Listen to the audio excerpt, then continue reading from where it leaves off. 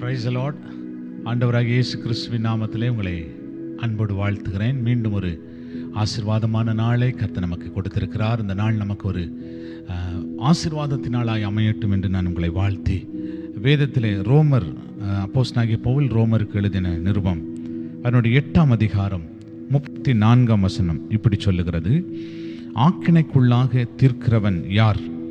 கிறிஸ்துவே மரித்தவர், அவரே எழுந்தும் இருக்கிறவர், அவரே தேவனுடைய வலது வாரிசத்திலும் இருக்கிறவர், நமக்காக வேண்டுதல் செய்கிறவரும் அவரே. அப்போஸ்தலனாகிய பவுல் ரோமருக்கு எழுதும்போது ஒரு அழகான காரியத்தை எழுதுகிறார். ஆக்கினைக்குள்ளாக தீர்க்கிறவன் யார்? ஆக்கினைக்குள்ளாக தீர்க்கிறவன் யார்? ஆமென், ஸ்தோத்திரம். பாளையத்துக்கு வெளியே இருந்த புறஜாதியாராய் இருந்த நாம் ஒரு நாளும் ரட்சிப்படைய வழி இல்லை, ஒரு நாளும் மீட்படைய வழி இல்லை என்று ஒரு கூட்டம் நம்மை ஆக்கினைக்குள்ளாக தீர்த்தது.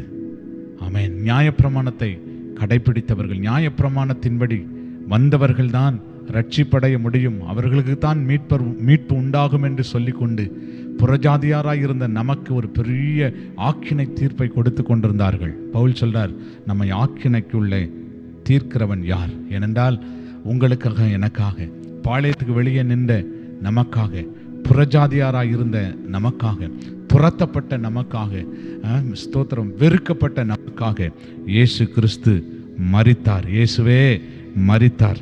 மரித்தது மட்டுமல்ல, அவர் எழுந்தும் இருக்கிறார். 3ஆம் நாளிலே எழுந்தும் இருக்கிறார்.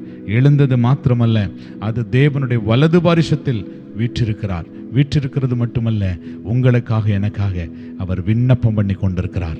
அவர் ஜெபித்து கொண்டிருக்கிறார். அவர் அல்லேலூயா நமக்காக வேண்டுதல் செய்து கொண்டிருக்கிறார்.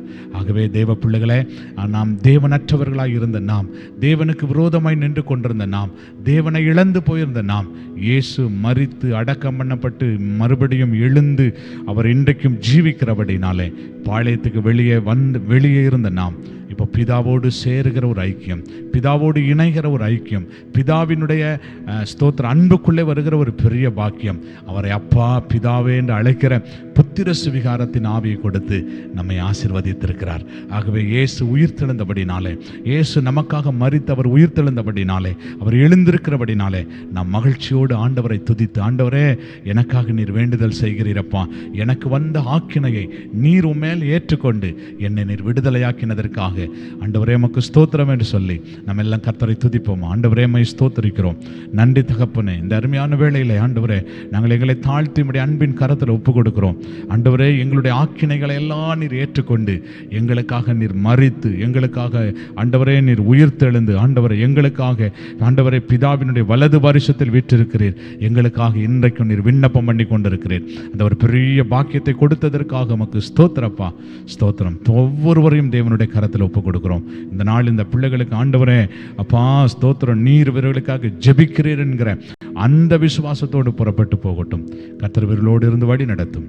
இயேசுவின் நாமத்தில் வேண்டிக் கொள்கிறோம் நல்ல பிதாவே. Amen, amen, amen. Praise the Lord. God bless you. கர்த்தர் உங்களை அப்படியே ஆசீர்வதிப்பாராக. ஆமென்.